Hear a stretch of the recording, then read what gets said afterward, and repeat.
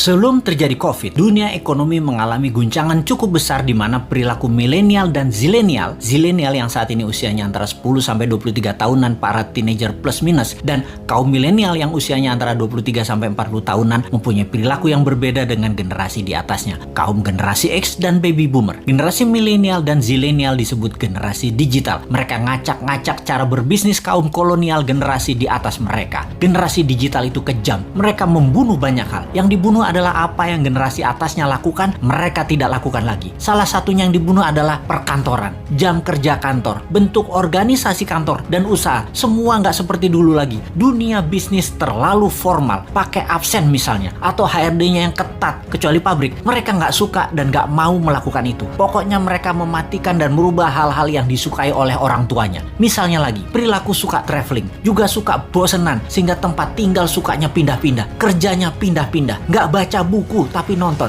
nggak baca koran tapi sosmed, nggak punya mobil tapi light asset yang dipakai atau sharing car dengan platform transportasi, suka nampang dan traveling belusukan paket murah meriah. Generasi digital juga membunuh media TV karena generasi digital everyone is broadcaster, everyone is reporter. Merek dan brand dibunuh juga oleh generasi digital. Brand itu menjadi less important bagi mereka. Bagi mereka yang penting adalah 3R, yaitu rating, review, dan recommendation.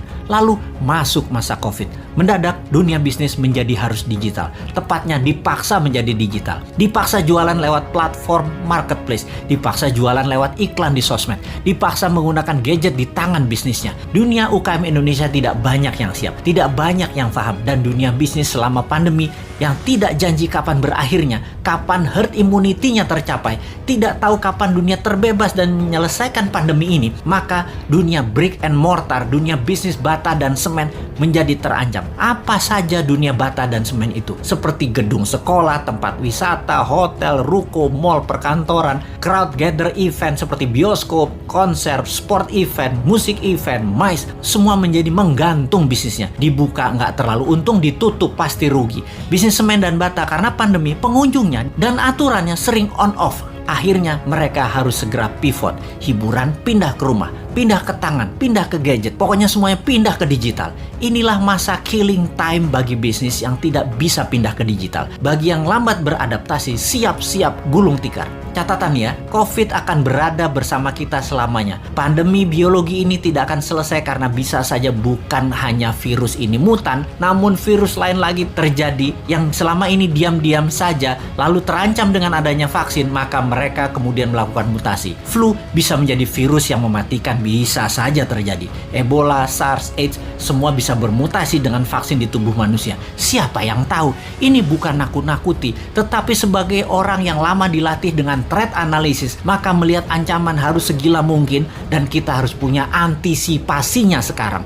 Jadi tidak ada kata post pandemic, yang ada adalah bagaimana mengambil peluang dan tetap survive di masa ini. Selama 5 tahun ke depan, masa kegelapan sebagian dunia bisnis mungkin bisa lama terjadi. Sekali lagi, sebagian dunia bisnis lama masuk masa kegelapan dan akan musnah. Dalam 5 tahun ke depan ada 30% macam bisnis baru dan ada 30% macam jenis pekerjaan yang baru lahir. Dalam 10 tahun ke depan ada 60% pekerjaan yang sekarang ada musnah dan ada lebih dari 60% pekerjaan baru yang saat ini belum ada macamnya akan muncul. Yang paling parah adalah pemerintahan. Kalau menggunakan cara lama, pola pikir lama, banyak negara yang akan musnah. Inilah yang mau kita ingatkan ke depan. Pastikan calon pemimpin ke depan mengerti apa yang akan terjadi ke depannya nanti. Calon pemimpin ke depan harus punya tim yang solid dan berpengalaman dunia internasional. Calon pemimpin ke depan tidak hanya dia populer, tapi dia paham dan terbukti bisa menjadi pemimpin visioner dan leader yang tegas. Kalau dilihat di etalase saat ini yang akan memimpin ke depannya, masih banyak hal yang harus mereka buktikan. Seperti yang saat ini deh, ternyata di awalnya sangat bagus program kampanyenya, baik incumbent maupun penantangnya.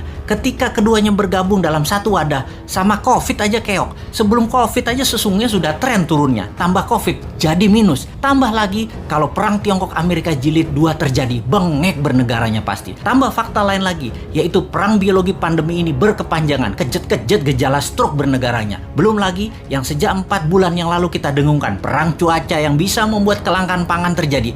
Wes ambiar bernegaranya, kalau tidak bisa membuat antisipasinya. Jadi, kita ngeledek ngeledekin incumbent, kita lanjut ngeledekin oposisi yang tidak memberikan solusinya. Kemudian apa solusinya New Mind? Sabar, sebentar. Ini lagi celingukan kiri kanan ngecek ada agen globalis tukang siomay nggak bawa HT di depan rumah. Gue mau beli dulu.